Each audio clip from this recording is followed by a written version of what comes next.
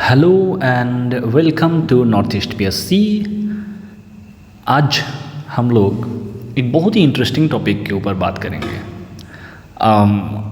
You will be saying कि sir आप हर टॉपिक पे ही बोलते हैं, why is it so interesting? Because we are bringing all those topics which are interesting and also important for your examination point of view. South China Sea, it is always in news. It is always in news because of the primary two actors. It is USA and there is China.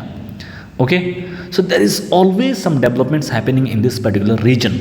You know, Taiwan Strait is there. There is a crisis like situation happening in around Taiwan. Okay, उसके वजह से भी US is interfering in this place. China बोलते हैं ये इस पूरे इलाके में हमारा खुद का कंट्रोल है। तो चाइना जो है, चाइना क्या करते हैं, काफ़ी एक एक्सपेंशनिस्ट पॉलिसी अपनाते हैं। एक्सपेंशनिस्ट पॉलिसी क्या है? एक्सपेंशन करना मतलब क्या होता है? वो करना, एनलार्ज करना, बड़ा बनाना। तो चाइना की जो अभी पॉलिसी है वो एक्सपेंशनिस्ट है। Expansionist as in it is trying to increase its influence to the maximum extent possible. Okay, it is trying to dominate around the region. It is trying to prove itself as the most dominant player in all of Asia. It is trying to supersede the importance of a country like India. So China always doing something or other to gain the attention of the international community with respect to South China Sea. If you closely look into this image, you will see that there is this red line. Okay, this red line you are seeing, China claims that all this area within this red line, it belongs to China. This is very disturbing claim, because if you are talking about international sea, there is a law for that. What is that law? It is called UNCLOS. What is UNCLOS? It is called as the United Nations Convention on the Law of the Sea. Okay, so according to this law, there is some international procedure, international rules and regulations at place. Okay, we'll have to adhere to that, but China is not following that thing. China is not following. China is, all it is doing is trying to impose its will on the other smaller countries, because there is Philippines, there is Brunei, Indonesia, Malaysia, Singapore, Vietnam. These are smaller countries. भाई ये हमारे सामने क्या ही उखाड़ लेगा? I have an economy which is more than $20 trillion. Even USA is fearing of my existence. ऐसे में ये छोटे छोटे कंट्री क्या ही उखाड़ लेगा? तो इस तरीके की मेंटेलिटी के साथ चाइना जो है पिछले बहुत सालों से, specially from 2012 when the incumbent premier that is Xi Jinping came to power. Okay, so इससे पहले कि आगे बढ़ूँ, इसमें एक दो आपको डेफिनेशन यहाँ पर बता देता हूँ। पहली बात, I should have kept a white sheet here. Okay, so let's take that this is your sea line things. Okay, and okay, yeah, here starts. Okay, so it is the land boundary. From here your sea starts this way. Okay, sea starts. Okay, fine. So in the sea there is a line called baseline. It is called as, this line would be called as baseline. Okay, till this place, it is the water in this area, it is called as the internal water. एक country का internal water बन जाता है, ठीक है, base line तक। तो अगर ये लैंड है, ये यहाँ पर क्या है, ये है आपका, यहाँ पर आप लैंड देख सकते हैं, ठीक है। लैंड और बेस लाइन के बीच में जो भी पानी आता है उसको हम लोग इंटरनल वाटर करके बोलते हैं। लैंड से लेकर, ठीक है, इंटरनल वाटर बेस लाइन तक, बेस लाइन से लेकर 12 नॉटिकल माइल, कितना, 12 नॉटिकल माइल, बेस लाइन से लेकर 12 नॉटिकल माइल, इसको हम लोग क्या बोलते हैं, टेरिटोरियल सी, टेरिटोरियल सी बोलते हैं इसको, ठीक है। समझ में आ रहा है? कहाँ से? इंटरनल वाटर से लेकर 12 nautical mile. It is not from the land but from the base line. Base line से 12 नॉटिकल माइल्स आगे की जो आपका इलाका है उसको हम लोग टेरिटोरियल सी बोलते हैं। अब यहाँ पर और एक स्पेस वो आ जाता है, लैंड से लेकर टेरिटोरियल सी के जो आपका बाउंड्री है यहाँ तक के जो स्पेस, इसको हम लोग क्या बोलते हैं, नेशनल स्पेस, एक कंट्री के स्पेस में आता है ये, ठीक है। अब फिर ये जो आपका टेरिटोरियल सी है, ठीक है, टेरिटोरियल सी से भी अगर आप 12 नॉटिकल माइल आगे चले जाएंगे, इसको आप क्या बोलेंगे, इसको हम बोलेंगे कॉन्टिगुअस जोन, कॉन्टिगुअस जोन, ठीक है। और कॉन्टिगुअस जोन कि अगर हम, या फिर I need it blank sheet but fine, so यहाँ से हो गया आपका कॉन्टिगुअस जोन। और जो टेरिटोरियल सी है यहाँ से अगर आप मान लीजिए 200 नॉटिकल माइल अगर आप आगे जाते हैं, ठीक है, अगर 200 नॉटिकल माइल आगे जाते हैं, ये होगा आपका एक्सक्लूसिव इकोनॉमिक जोन। सो ये थोड़ा सा आप इसको रिवाइज करके देखिएगा, इसको थोड़ा बैक करके देखिएगा और हर एक चीज़ को आप नोट डाउन करने की कोशिश करिएगा। ये सारे definition it becomes important because these definitions are a bit complex and you might get confused with one definition with the another term. So I will suggest that you go through these terms repeatedly, okay? So exclusive economic zone, you should know what is continental shelf, what is high seas, okay, all these things you should know. So now if China is claiming all the way till this region, this area, this is transcending beyond what is called as 12 nautical mile. National space से भी आगे बढ़ रहे हैं, territorial से भी आगे, सी से भी आगे बढ़ रहे हैं भाई, ये जो है एक्सक्लूसिव इकोनॉमिक जोन से भी आगे बढ़ रहे हैं। This is why China is seen as a threat, China is seen as a threat, okay, I hope it's understandable. So South China Sea के बारे में अभी हम विस्तार से बात कर लेते हैं। कैसे? विस्तार से, चलिए। सो इसके अगर हम लोकेशन की बात करें, it is an arm of the western Pacific ocean in the south east Asia.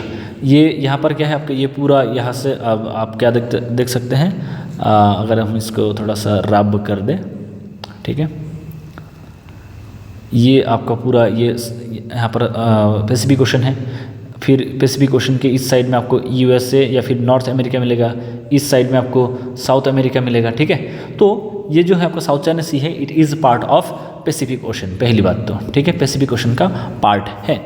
It is south of China, China के दक्षिण में है, east and south of Vietnam, west of the Philippines and the north of the islands of Borneo. It is connected by Taiwan Strait, Taiwan Strait के द्वारा क्या किया गया है, आपका कनेक्ट किया गया है। अब स्ट्रेट की अगर हम बात करें, मान लीजिए कि दो बड़े लैंड मास है, ठीक है, ये मान लीजिए आपका यूरोप है, ठीक है, it is Europe and it is Africa. आपको पता होगा यूरोप और अफ्रीका के बीच में देयर इज़ अ सेपरेशन, और मतलब लैंड कनेक्टेड नहीं है, ठीक है। तो what is the straight between Europe and Africa, अगर आपको पूछा जाए do you know the name of the straight, ये यहाँ पर मोरक्को है और यहाँ पर स्पेन शुरू होता है। ये जो स्ट्रेट है इसको बोलते हैं Gibraltar, Gibraltar, straight of Gibraltar. Now what why is it called straight? दो बड़े लैंडमास को जब एक वाटर बॉडी अगर इसको सेपरेट करते हैं उसको हम लोग क्या बोलते हैं, स्ट्रेट बोलते हैं। It is called as strait. At the same time अगर दो बड़े लैंडमास को एक छोटे लैंडमास कनेक्ट करें, ठीक है, इसको हम लोग क्या बोलेंगे, isthmus, isthmus, okay, isthmus of Panama. It connects South America with North America. So Taiwan Strait क्या करता है, ये जो आपका साउथ चाइना सी है इसको कनेक्ट करके रखता है with the East China Sea and Luzon Strait with the Philippine Sea. Luzon Strait के थ्रू फिलीपीन सी में कनेक्ट होता है और ताइवान स्ट्रेट के थ्रू ईस्ट चाइना सी में कनेक्ट होता है। इसके अलावा बॉर्डरिंग स्टेट्स की अगर हम बात करें, क्लॉकवाइज फ्रॉम नॉर्थ, पहले तो आता है आपका कौन आता है भाई साहब, चाइना आ गया, ठीक है, पहले चाइना आ गया। उसके बाद हम लोग क्या देखते हैं, द रिपब्लिक ऑफ ताइवान, जो चाइना बोलते हैं हमारा ही है, ठीक है, हमारा ही बच्चा है, ठीक है। पहले आ गया क्या, चाइना, फिर आ गया ताइवान, फिर Philippines, Malaysia, Brunei, Indonesia, Singapore, Vietnam, ठीक है। ये सारे कंट्री यहाँ पर अपना अपना क्लेम एग्जर्ट करते हैं कि हमारा यहाँ पर क्या है, क्लेम है, ठीक है। फिलीपींस की अगर हम बात करें, देखिए फिलीपींस का यहाँ पर आपको एक पर्पल लाइन दिख रहा होगा, बहुत हल्का सा पर्पल लाइन दिख रहा होगा, ठीक है, ये यहाँ से ये जो दिख रहा है ये सारे इलाका फिलीपींस बोलता है, ये हमारे अंदर आता है, ठीक है, समझ में आ रहा है। उसके बाद ब्रुनेई की बात करें, ये जो आपका रुकिए, ये जो मलेशिया की अगर हम बात करें, जो येलो लाइन दिख रहा है ये सब मलेशिया बोलते हैं, ये सारे लाइन हमारे हैं, ठीक है। ग्रीन लाइन की अगर हम बात करें, ये जो ग्रीन लाइन है इसको बोलते हैं ब्रुनेई बोलते हैं, ये हमारा एरिया है। फिर ये जो ब्लू लाइन आप देख रहे हैं, ठीक है, ये वियतनाम बोलते हैं, ये हमारा पार्ट है। सबका अलग अलग क्या है आपका यहाँ पर कॉन्टेस्टिंग क्लेम है इस इलाके में। तो यहाँ पर हम लोग देख सकते हैं स्ट्रेटेजिक इंपॉर्टेंस क्यों है, why is it so important. The sea holds tremendous strategic importance for its location. ये ऐसे लोकेशन पे हैं जहाँ पर ईस्टर्न वर्ल्ड और वेस्टर्न वर्ल्ड ट्रेवल करते हैं, बहुत भारी मात्रा में जो है आपका इस इलाके से ट्रेड पास होता है। Can you tell me what is the share of world trade that happens through South China Sea? क्या आपको पता है? अगर आपको पता लगेगा you will be shocked. It is close to 20 to 33% of the world trade. 20 से लेकर 33% तक की जो वर्ल्ड ट्रेड होता है वो साउथ चाइना सी के थ्रू होती है। So it is a very very important, very very strategically located इलाका।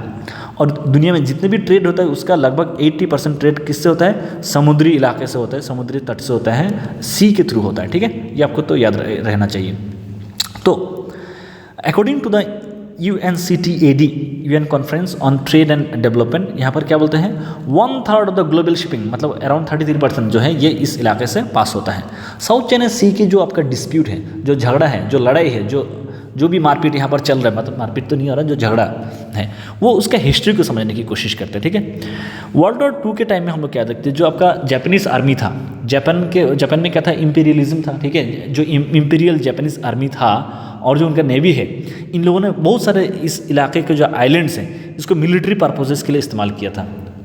किसके आइलैंड में? साउथ चाइना सी है भाई, सी के अंदर बहुत छोटे मोटे आइलैंड होंगे, तो उन सारे आइलैंड्स को जो है आपका जापानीज़ आर्मी ने उसको मिलिट्री पर्पज़ के लिए इस्तेमाल किया था। और ये बोलते थे कि दिस आइलैंड्स वर अनक्लेम्ड, कोई नहीं बताता है कि भाई किसका है, तो इसलिए हम इसको इस्तेमाल कर रहे हैं। लेकिन हम लोग क्या देखते हैं, यहाँ पर हिस्ट्री है, despite the historical records that show that France had controlled some of these islands before their colonial position fell into the hands of the Japanese।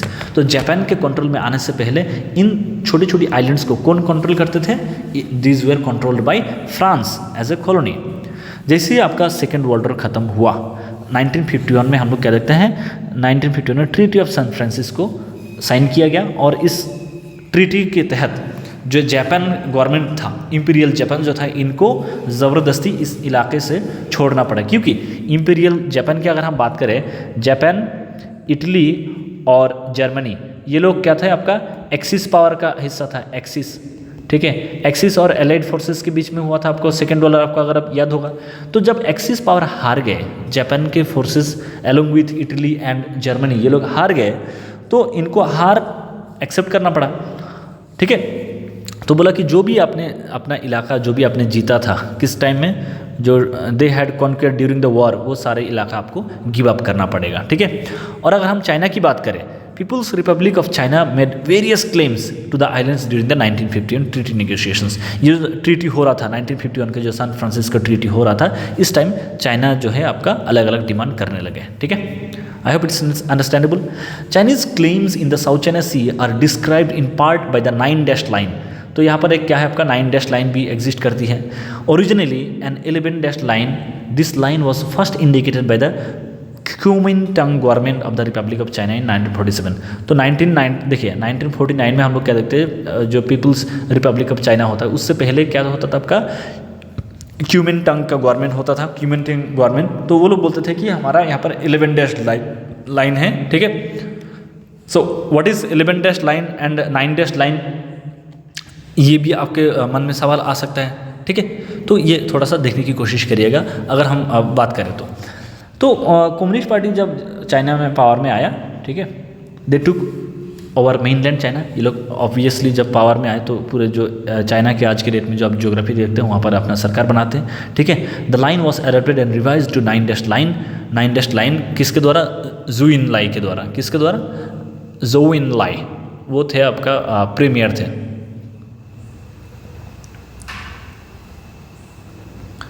तो यहाँ से आपका क्या देखते हैं, चाइना की एंट्री होता है आपका साउथ चाइना सी को लेकर। साउथ चाइना सी के अंदर ये अलग अलग जो है आपका क्लेम करने की कोशिश करते हैं, ठीक है। ओके, तो यहाँ पर आप देख सकते हैं साउथ चाइना सी का जो टेरिटोरियल क्लेम से मैंने पहले भी बताया, ब्रुनई ये जो है, ये जो ब्लैक है, ब्लैक इलाका ये जो है, ये आप देख रहे हैं, ये जो है ये ब्रुनई क्लेम करते हैं। ग्रीन इलाका मलेशिया क्लेम करते हैं। जो आपका येलो इलाका है ये वियतनाम क्लेम करते हैं। जो रेड इलाका है ये चाइना क्लेम करते हैं। और ये जो पिंक जो वायलेट दिख रहा है ये आपका फिलीपींस क्लेम करते हैं। तो अब हिस्ट्री को देखते हैं, चाइना ने क्या किया, 1958 में डिक्लेरेशन किया। China's 1958 declaration declared China's claim in the South China Sea islands based on the 9 dotted line map. Okay, 9 dotted line map के तहत इन लोगों ने अपना डिमांड को सामने रख दिया। अब 9 डॉटेड लाइन है क्या चीज़, ये जो आप रेड लाइन में जो दिख रहा है, ठीक है, ये इसको 9 अलग अलग डॉट के थ्रू ऐसे प्रेजेंट करते थे, इसी को 9 डैश लाइन कहते हैं, ठीक है, जो रेड लाइन आप देख रहे हैं। तो इसने अपना जो डिमांड है, अपना जो क्लेम है यहाँ पर पुख्ता करने की कोशिश किया। The legacy of the 9 dash line is viewed by some People's Republic of China government officials and by the PRC military as providing historical support for their claims to the South China Sea। बोलते ये जो 9 dash line जो आप देख रहे हैं, ठीक है, ये जो आप इसे देख रहे हैं 3, 4, 5, 6, 7, 8, 9, मान लीजिए ये ऐसे जो ये लोग 9 डैश लाइन बना रहे हैं, बोले ये जो आप देख रहे हैं यही हमारा हिस्ट्री बताते हैं कि ये हमारा इलाका है, it is our historical region, it belongs to us the people of China, ठीक है। ये लोग इस 9 डैश लाइन जो 1958 में बनाया गया था उसके ऊपर बेस करके ये लोग अपना क्लेम करते हैं। जिनीवा एकॉर्ड्स 1954 में हुआ था, इसमें क्या बोला, it ended the first Indo China war, gave South Vietnam control of the Vietnamese territories south of the 17th parallel which included the islands in the Paracels and the Spratlys। अब आपको ये भी सवाल पूछा जा सकता है, जो पैरासेल्स आइलैंड है, स्प्रैटली आइलैंड है, ये कहाँ पर एग्जिस्ट करती है, साउथ चाइना सी में, और साउथ चाइना सी कहाँ पर है, तो पैसिफिक ओशन में। ये सारी चीज़ आपको याद रखना पड़ेगा। तो जिनीवा एकॉर्ड जब हुआ था तो उसके तहत हम लोग कह देते हैं इंडो चाइना वॉर ख़त्म हुआ। साउथ चाइना जो साउथ वियतनाम हम देखते हैं, तो वियतनाम के पूरे टेरिटरीज़ को, जो आप वियतनाम का जो टेरिटरी देख सकते हैं, ठीक है, इसको कौन कंट्रोल करते थे, फिर साउथ वियतनाम से ये कंट्रोल होने लगा। देखिए वियतनाम जो है पूरा एस शेप्ड में आपको दिखेगा यहाँ पर, ठीक है, एस शेप्ड में आपको दिखेगा। तो 2 years later the north Vietnamese government claim that the China is the lawful Clement of the islands. अब ये हो गया यहाँ से कांड शुरू। तो अब मैं बताता हूँ आपको और एक चीज़, जो आप यहाँ पर देख रहे हैं वियतनाम की अगर सिचुएशन देख रहे हैं, वियतनाम को 2 हिस्सों में बांट गया था। नॉर्थ वियतनाम को कौन सपोर्ट कर रहे थे, USSR, ठीक है, और साउथ वियतनाम को कौन सपोर्ट कर रहे थे, द USA, ठीक है। तो ये लोग क्या कर रहे थे, कम्युनिस्ट और कैपिटलिस्ट के लड़ाई में ये लोग करने लगे। अब जब नॉर्थ वियतनाम, क्योंकि वो USSR के सपोर्ट में था, कम्युनिज्म का इन्फ्लुएंस में था, और ये लोग क्लोजर टू चाइना थे, तो ये बोलने लगे कि जो अगर हम बात करें साउथ चाइना सी की बात करें, या फिर जो छोटे छोटे आइलैंड है स्प्रैटली और पैरासेल्स, ये किसके बिलोंग करते हैं, इट बिलोंग्स टू चाइना, ठीक है। ये इस तरह के प्रॉब्लम वहाँ से शुरू हुआ जहाँ पर नॉर्थ वियतनाम की गवर्नमेंट ने सपोर्ट करना शुरू किया। अब कौन कौन सा कंट्रीज इन्वॉल्व है आपको पता है। Modern international laws and proofs from history explain how the different territories are raising their concerns and claims on the sea region. Okay, given below are the various claims. क्या क्या है, China क्या बोलते हैं, it claims that ancient history record show that China held control over the entire waterway. बोलते हैं ये जो आसपास जितना भी आपको ओशन दिख रहा है, जितना भी सी दिख रहा है, ये सब 5000 साल पहले, 10,000 साल पहले ये हमारा हुआ करता था। अब बताइए कोई इतना पुराना हिस्ट्री किसी के पास होगा क्या। ये इस तरह से लोगों को गुमराह किया जाता है। जब भी कोई भी व्यक्ति 2000, 3000, 5000 साल पुराना बातें आपको बोलने की कोशिश करे, भाई आप जो है ना वर्तमान में रहे, you should be staying in the present. Okay, no one should sell anything to you by claiming that this was the case 3000, 4000 years ago. This is exactly what was China doing, ठीक है। तो China अभी भी यही बोल रहा है कि हमारा हिस्टोरिकल क्लेम है। चाइना ये भी बोलते हैं कि जो ये साउथ चाइना सी के ऊपर जो अलग अलग कंट्री जो क्लेम करते हैं वो सब इलीगल हैं, हम ही लीगल हैं, ठीक है। But China has not been successful so far. China को पूरा सक्सेस नहीं मिला है, क्योंकि बहुत सारे अलग अलग कंट्री जो है हम लोग क्या देखते हैं ये छोटे छोटे कंट्रीज़ का सपोर्ट में है, चाइना को विरोध करने की कोशिश कर रहे हैं इंटरनेशनल लेवल पे, ठीक है। उसके अलावा वियतनाम क्या बोलता है, it raises it's claims based on inheritance grounds. बोलते हैं कि भाई जो हमारा कंट्री की, आप देखिए कंट्री देखिए, हमारा कोस्ट है भाई, जो कोस्ट, अगर हमारा कोस्ट लगा हुआ है साउथ चाइना सी के साथ, तो नेचुरली यहाँ पर बहुत सारा हिस्सा आता है जो क्या होना चाहिए, नेचुरली हमारे बाउंड्री के अंदर होना चाहिए। And why are you disputing that claim. और 1970 के दशक में हम लोग क्या देखते हैं, वियतनाम ने क्या बोला कि हमारा जो है रिलेशन जो है, it raise its claim after its relation with China deteriorated. China के साथ रिश्ता धीरे धीरे खराब होने लगा, तो बोला कि भाई चलो ठीक है, तुम्हारा साथ हमारा रिश्ता कट्टी, अब हम बताते हैं तुमको राज की बात। और राज की बात यह है कि साउथ चाइना सी में हमारा भी क्लेम है, ठीक है। ये वियतनाम कहने लगे। फिर मलेशिया बोला कि भाई हम क्यों पीछे रहे हैं, हम भी तो यहीं पे रहते हैं, साउथ चाइना सी के अंदर ही रहते हैं, हमारे भी आइलैंड कंट्री है, तो हमारा और नेचुरली ज़्यादा हक बनता है। तो मलेशिया क्या बोलते हैं, the country claims the feature in the southern Spratly falls inside the border of Malaysia. बोलते हैं कि स्प्रेटली आइलैंड की अगर हम बात करें, वो किसके अंदर पड़ता है, ये जो स्प्रेटली आइलैंड आप यहाँ पर देख रहे हैं, बोलते हैं ये मलेशिया के टेरिटरी के ये साउदर्न इलाका जो है, ठीक है, साउदर्न इलाका ग्रीन से आप देख रहे होगा, तो बोले ये साउदर्न इलाका मलेशिया के इन्फ्लुएंस में आता है। फिलीपींस बोलने लगा भाई सब जो इसका जो ईस्टर्न इलाका है ना, वो फिलीपींस के अंडर में आता है। बताइए ऐसा कोई होता है क्या। अब ताइवान भी बोल रहे कि भाई हम क्यों यहाँ पे बैठे रहे, जो स्कारबोरो है, जो पैरासेल आइलैंड है और जो स्प्रेटली आइलैंड है, इन सब का जो नॉर्थ ईस्ट इलाका है ये हमारा है। अब चाइना भाई साहब बोलने लगे जो इसका ये तीनों आइलैंड का जो आपका वेस्टर्न साइड है ये किसका है, ये हमारे लिए बिलोंग करता है। अब यहाँ पर वियतनाम बोल रहे भाई अब हमें क्यों बोल रहे हैं, हम आपको बताते हैं। ये जो नॉर्दर्न इलाका जो है पैरासेल आइलैंड का, और जो नॉर्थ वेस्टर्न इलाका है स्कारबोरो आइलैंड का, और जो नॉर्थ वेस्टर्न इलाका है आपका वेस्टर्न इलाका जो है स्प्रेटली आइलैंड का, ये सब हमारे लिए बिलोंग करता है। तो इस तरीके से एकदम पूरा विवाद पूरा छिड़ जाने लगा, ठीक है। फिर ब्रुनाई भी आ गया भाई, ब्रुनाई द सल्तनत ऑफ ब्रुनाई, ठीक है, only Muslim country in south east Asia. तो यहाँ पर ये भाई सब आ गया और बोल रहे कि हमारा जो एक्सक्लूसिव इकोनॉमिक जोन की अगर हम बात करें, जो बेस लाइन से लेकर कितना होना पड़ेगा, बेस लाइन से लेकर 200 नॉटिकल माइल की अगर हम बात करें, तो ये एक्सक्लूसिव इकोनॉमिक जोन की अगर हम बात करें UNCLOS के तहत हमें भी काफ़ी हद तक जो इलाका है वो हमारे टेरिटरी में आना चाहिए। तो ये ब्रुनाई साहब बोलने लगे। अब चाइना क्या बोल रहे हैं, चलिए ये भी सुन लेते हैं, ठीक है। चाइना तो हम देख ही लिए, ये अपना हिस्ट्री बता रहे हैं कि भाई एकदम एंशियंट टाइम में, ठीक है, एकदम बहुत हज़ारों साल पहले ये हमारा हुआ करता था। इस तरह के उल्टी सीधी बातें करके गुमराह करने की कोशिश किया जा रहा है। तो China claims lays claim to nearly all of the South China Sea, बोलते हैं पूरा साउथ चाइना सी ही हमारा है। ये जो नए जो कंट्री दिख रहे हैं ना, छोटे छोटे कंट्री, अपने आप को जो इंटरनेशनल लेवल पे जो अपने आप को एक इम्पोर्टेंट कैरेक्टर एक्टर की तरफ बात करने की कोशिश करें, ये सब हमसे ही निकला है। पहले सिर्फ चाइना हुआ करता था, फिर ये लोग धीरे धीरे निकलने लगे। तो इस तरह की बात करके ये भाई साहब जो है अपना क्लेम को एग्जर्ट करने की कोशिश करें। अब Taiwan, Philippines, Malaysia, Brunei, Vietnam, इन लोगों की अगर हम बात करें, ये क्या बोलते हैं, they also claim parts of region and believe to hold valuable oil and gas deposits. तो ये इलाका सिर्फ ऐसा नहीं है कि लोकेशन के लिए अच्छा है, इस इलाके में आपको बहुत इंपॉर्टेंट मिनरल्स भी मिल रहा है, ठीक है, मिनरल्स भी मिल रहा है। It has alleged that the USA worship broke into China's Sheeza island, ठीक है, territorial water without the permission of the Chinese government and accused USA for seriously violating China's sovereignty। अब चाइना क्या बोल रहे हैं, चाइना बोल रहे हैं कि US का एक शिप हमारे इलाके में आया। कौन सा इलाका, शीशा, ये पैरासेल आइलैंड में है, मतलब यहाँ पर घुस गया और ये बिना परमिशन गया। इसका मतलब हमारा जो सोवरेंटी है, हमारी जो सार्वभौमत्व है या फिर जो यूनिटी इंटीग्रिटी है, उसको खतरा है। किससे खतरा है, US से खतरा है। हमें चाहिए कि ये पूरे साउथ चाइना सी में कोई भी व्यक्ति, बाहर का व्यक्ति पैर रखने से पहले भी हमसे परमिशन ले। यहाँ पर कोई शिप वेसल कोई एंट्री करेगा, उससे पहले हमसे आपको परमिशन लेना पड़ेगा।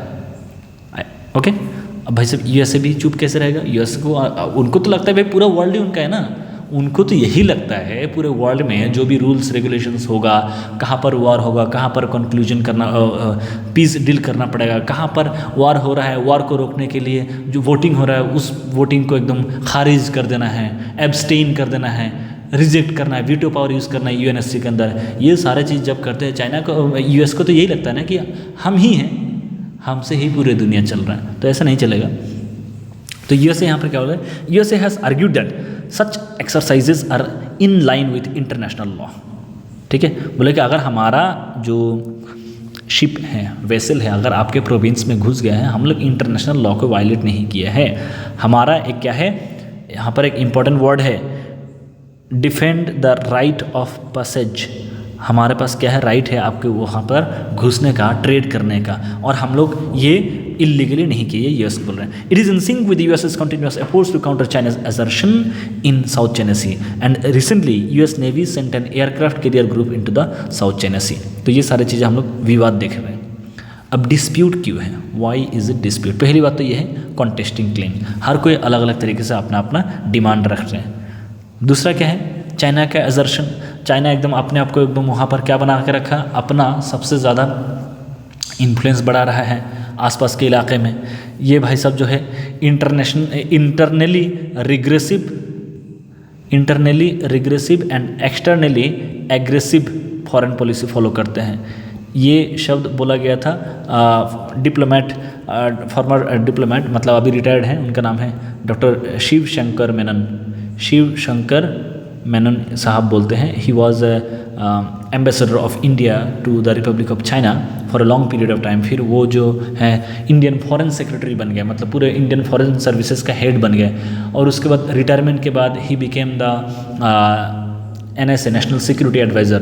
तो बहुत सारा इंपॉर्टेंट पोजीशन होल्ड किया। वो बोलते हैं कि China has become internally regressive and externally aggressive. तो ये क्या करें, देखिए 2010 की अगर हम बात करें, since 2010 China has been converting uninhabited islets into artificial islets. जहाँ पर लोग रह नहीं सकते हैं उन तमाम आइलैंड्स को ये क्या कर रहे हैं, आर्टिफिशियल आइलैंड में कन्वर्ट कर रहे हैं। ठीक है, and it is bring it under UNCLOS। जैसे examples would be include Haven Reef, Johnson South Reef, Fiery Cross Reef. तो बहुत सारे अनइनहेबिटेड आइलेट्स को क्या कर रहे हैं, इसको आर्टिफिशियल आइलेट्स में कन्वर्ट करने की कोशिश कर रहे हैं। China has been changing the size and structure of the reefs by modifying their physical and land features. जो आपका रीफ्स होते हैं, कोई भी सी इकोसिस्टम के लिए बहुत इंपॉर्टेंट होता है। आपने नाम सुना होगा the great barrier reef of Australia. ठीक है, ये सब क्या है आपका नेचुरल ऑर्गेनिज्म है जो कि जो ओशन इकोसिस्टम का बहुत इंपॉर्टेंट इंग्रेडिएंट, इंपॉर्टेंट मेंबर्स होते हैं। ठीक है, ग्रेट बैरियर रीफ का आपने नाम सुना होगा ऑस्ट्रेलिया का। तो उसी तरह से इन तमाम जो रीफ हैं, ठीक है, उसको आर्टिफिशियली जो है आपका चेंज करने की कोशिश किया जा रहा है चाइना के द्वारा। चाइना के जो अगर फिशिंग विसल की अगर हम बात करें, ठीक है, ये फिशिंग के साथ साथ ये लोग पैरामिलिट्री काम भी कर रहे हैं। सिर्फ फिशिंग नहीं करते हैं, आसपास के छोटे छोटे कंट्रीज़ को डराते हैं। ठीक है, अगर आप देखें, ये आप यहाँ पर आइए, ये आप ब्लू में यहाँ पर वियतनाम को देख रहे हैं। चाइना यहाँ से अपना वेसल भेजते, फिशिंग करते करते ये जाते वक्त इसके एकदम बॉर्डर से जाएंगे। अब इतना छोटा कंट्री, कोई चाइना के साथ कोई टक्कर देगा क्या? और ये क्या करते हैं, इंटिमिडेट करते हैं वियतनाम जैसे छोटे कंट्री को, या फिर ब्रुनाई जैसे छोटे कंट्री को अपने शिप वेसल भेज के डराने की या फिर इंटिमिडेट करने की कोशिश करते हैं। और यूएस बहुत क्रिटिसाइज़ करते हैं। यूएस बोलते हैं कि जो आप आर्टिफिशियल जो आइलैंड्स बना रहे हैं, ये आप क्या कर रहे हैं, इससे क्या हो रहा है, China is building a great wall of sand. तो ये आगे जाके हमारे लिए खतरे की इशू हो सकता है। और भी इशू है undefined geographic scope of the South China Sea. South China Sea के अंदर किसका कितना क्लेम है, इसका कोई डिफाइंड टेरिटरी या फिर डिफाइंड जो है आपका पूरा डिमार्केशन नहीं है। Disagreement over dispute settlement mechanism, ठीक है। इसके अलावा undefined legal status of the code of conduct, ठीक है। The different histories of distant largely uninhabited archipelagos of the sea make the matter more complicated and multifaceted. तो ये सारे issues exist करती है। साउथ चाइना डिस्प्यूट की वजह से पूरी दुनिया भर में या फिर आसपास के कंट्रीज में क्या इम्पैक्ट होता है, ठीक है, ये देखने की कोशिश करते हैं। तो जो भी कंट्री इसमें इन्वॉल्व है सबके लिए खतरे की बात है, ठीक है। इनके साथ जो ये छोटे छोटे कंट्रीज़ के साथ जो ट्रेड करते हैं वो ट्रेड अफेक्ट हो जाता है। चाइना के साथ कोई रिस्क नहीं लेना चाहता है। चाइना दुनिया के हर कोने में अपना बिजनेस फैला रहा है। भाई जो $20 ट्रिलियन का इकोनॉमी हो, ठीक है, जस्ट बिहाइंड यूएसए, वो कितना पावरफुल हो सकता है। जो भी कंट्री इनसे हेल्प मांगते हैं उनको जिस कंट्री को मान लीजिए $1 मिलियन का लोन चुकाने का जिनके पास वो नहीं होता है, कैपेबिलिटीज़ नहीं होता है, उसको वे $1 बिलियन का लोन दे देते हैं, लो खुश रहो। और बाद में क्या करते हैं, लोन नहीं चुका पाते तो उनका एयरपोर्ट ले लेते हैं, उनका जो है आपका पोर्ट्स ले लेते हैं, उनके स्ट्रेटेजिक लोकेशन पे कब्जा कर लेते हैं, वहाँ पर चाइनीज़ आर्मी भेज देते हैं। तो चाइना के साथ कोई पंगा नहीं लेना चाहता है भाई। और तो चाइना अगर कहीं पे आंख उठा के देख रहा है तो वहाँ पर ट्रेड भी खतरे में आ जाता है, ठीक है। और पूरे दुनिया भर के अगर हम ट्रेड की बात करें, 1/3 दुनिया के 1/3 ट्रेड जो होता है साउथ चाइना सी के थ्रू होता है, तो ये भी अफेक्ट हो जाता है।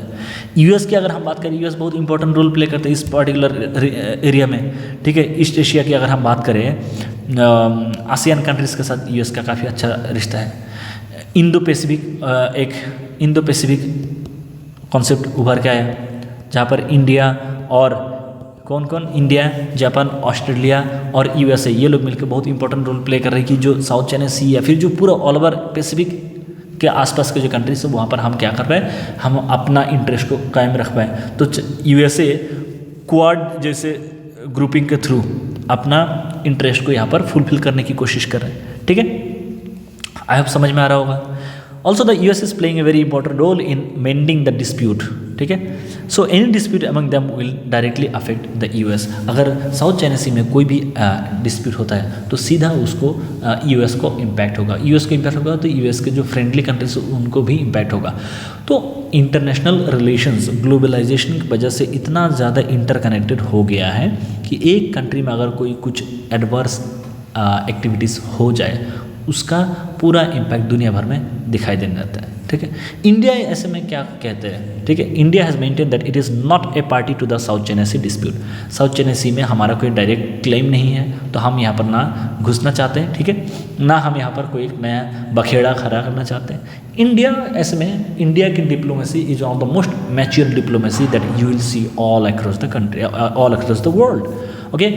तो इंडिया क्या बोलते हैं, it's presence in the South China Sea is not to contain China but to secure its own economic interests, okay. We have our energy security needs, we have our trade passages through South China Sea. So if we are traveling through South China Sea, we are not threatening or endangering the sovereignty of China. We are doing it for our own needs. This is what India says. At the same time, China's increasing ability to decide and expand its role in the South China Sea has compelled India to reevaluate its approach on the issue, because China has become very aggressive. China has been going all out with respect to taking control in the South China Sea. So if any country is becoming so madly serious about particular issue, the other countries, other mature countries should rethink before taking any step with particular region. तो India भी अभी क्या कर रहे, कोई भी दूसरा कदम लेने से पहले सोच समझ कर इनिशिएटिव लेने की कोशिश करें, ठीक है। As a key element of the Act East policy, India has started internationalizing disputes in the Indo-Pacific region to oppose China's threatening tactics in the South China Sea. आपने सुना होगा इंडिया के पास क्या है, एक्ट ईस्ट पॉलिसी है, जिसके लिए north eastern states बहुत इंपॉर्टेंट हो जाता है। एक्ट ईस्ट पॉलिसी को फुलफिल करने के लिए हमें साउथ ईस्ट एशिया में जितने भी कंट्रीज है उसके साथ अच्छे से पीसफुल हमारा क्या हो, आपका लेन देन हो, ठीक है, ट्रेड हो या फिर टूरिज़्म का आदान प्रदान हो। तो ऐसे में साउथ चाइना सी के अंदर अगर कोई टेंशन होगा तो क्या हमें ये एक्ट ईस्ट पॉलिसी का फ़ायदा मिलेगा? The answer is no, okay. So India has also deployed its navy with Vietnam in the South China Sea for protection of sea lanes of communication, ठीक है। जो सी लेन ऑफ कम्युनिकेशन है उसको रोकने के लिए वियतनाम के साथ हमारा आर्मी भी उनको मदद करते हैं। और इंडिया क्या है, क्वाड का भी पार्ट है, ठीक है। तो इन तमाम तरीके से इंडिया अपने इंटरेस्ट को सिक्योर करने की कोशिश कर रहे हैं। क्या क्या स्टेप्स लिया जा सकते हैं इस डिस्प्यूट को हमेशा हमेशा के लिए ख़त्म करने के लिए, ठीक है। सो ये बहुत सारे कंट्रीज़ को अफेक्ट कर रहा है। So it is important that Clement Nations do not escalate the issue, ठीक है। अंतर्राष्ट्रीय स्तर पर, इंटरनेशनल लेवल पे, if any issue goes out of hand, it can have a devastating impact for the whole world. You can see what is happening with respect to Gaza, what is happening with respect to Yemen, okay, Sudan, and we saw the 2008 global financial crisis. It happened in the US, but it affected the whole world. The same thing happened in 1929 with respect to the Great Depression. It started with the break of or the failure of Wall Street, but it affected the whole global economy. So this is how the countries have to be more mature, more calculative with respect to dealing with this kind of issues. So judicial verdicts on the issues of contested sovereignty have a historical precedence of triggering a nationalist backlash. अगर कोई भी आप मान लीजिए अंतर्राष्ट्रीय स्तर पर कोई ऐसे डिस्प्यूट को इंटरनेशनल कोर्ट ऑफ जस्टिस में अगर ले जाए, तब भी बाकी सारे कंट्रीज जो अपोजिंग कंट्री है वो इसका और एक मुद्दा बना सकते हैं। तो to resolve the dispute peacefully, the claimants and the region should be willing to abandon their confrontational attitude. ये जो हर बात पे जो लड़ने के लिए रेडी हो जाते हैं, ये एटीट्यूड पहले तो भाई हटाना पड़ेगा। बातचीत से ही सॉल्यूशन निकल सकती है। ऐसा कोई प्रॉब्लम नहीं है। इंडिया अपनी डिप्लोमेसी में हर वक्त बोलते हैं dialogue and diplomacy, dialogue, discuss and diplomacy. तो ऐसा कोई प्रॉब्लम नहीं है दुनिया में जो बात के थ्रू सुलझाया नहीं जा सकता है, unless one of the participants is hell bent on jeopardising the whole negotiation, ठीक है। पूरे जो नेगोशिएशन है उसको ख़त्म करने का अगर पूरा मंशा से अगर कोई बैठा है तो बाकी कोई भी उसको नहीं बचा सकता। So there should be a non confrontational attitude, okay. और एक मिडिल पाथ होना चाहिए, एक कॉमन ग्राउंड होना चाहिए। अगर आपके पास विलिंगनेस है, अगर आप शांति चाहते हैं, अगर you want peace in the region, then you should find a common ground that you can work with. और सारे कंट्रीज़ को क्या करना चाहिए, they should limit their claims to the areas of 200 nautical miles. जो हमारा वो है डेफिनेशन है 200 नॉटिकल माइल्स तक हर कोई अपना अपना क्लेम को बरकरार रखे, उसको रेस्ट्रिक्ट करके रखे तो सारा बात ही ख़त्म हो जाएगा। अब उससे आगे आपको क्यों जाना है? आपको तो UNCLOS के थ्रू भी आपको उससे आगे का हक नहीं मिलता, ठीक है। और स्पेशल इकोनॉमिक जोन की अगर हम बात करें, ठीक है, thus by agreeing to such a proposal the claimants can also reach an agreement to leave international waters for free navigation, ठीक है। तो इंटरनेशनल वाटर को आप फ्री नेविगेशन के लिए भी छोड़ सकते हैं। और क्या सोल्यूशन हो सकता है? The parties concerned to establish common ownership of the disputed areas. जो भी डिस्प्यूटेड एरियाज है, जहाँ पर डिस्प्यूट हो रहा है, जहाँ पर एक ऐसा एरिया है जहाँ पर हर कोई कंट्री अलग अलग तरीके से क्लेम कर रहा है, तो वैसे इलाके को आप कॉमनली उसको गवर्न करें, ठीक है। That can be another possible solution. और disputing countries to specifically lay out their claims and allow a neutral party to adjudicate. तो अपना जो भी एरिया है उसको डिमार्केट करें, और जब भी कोई डिस्प्यूट हो उसका डिस्प्यूट जो भी होगा एक न्यूट्रल पार्टी के पास जाए, and you should find out the solution, okay. China has put forward a bilateral negotiation point of view, but it has not been accepted by the other countries. तो बोलते हैं कि हम आपस में बैठ के बात करते हैं, बाकी कंट्रीज बोलते हैं अरे भाई तुम कौन हो? तो तुम हो क्या? तुम ही सब कुछ हो क्या हैं? क्योंकि तुम ही हो और कोई नहीं, ऐसा तो नहीं है। सो बाकी कंट्री एक्सेप्ट नहीं कर रहा, but there should be a room for debate and discussion. ASEAN as an entity, as a body की अगर हम बात करें, this had also been involve in solving the disputes, but the decision has not yet been taken. So there should be a proper discussion, there should be proper understanding, there should be proper analyzation of the seriousness of this particular topic, so that there can be a peace in this particular region, okay. So this is all with respect to this particular topic, South China Sea. Very interesting, always in news. All of us must be aware of all the development that happens in South China Sea. So that shall be all for today. Thank you so much. I hope you had a great time watching this video. If you are watching till this length of this video, it means you found it interesting enough. So let me know whether you are liking this initiative or not by subscribing to the channel, by putting a hit button, and also you can see here we have this QR code for Telegram. You can join our Telegram channel also. Okay, so that shall be all for today. Thank you so much. See you in the next video. Bye bye.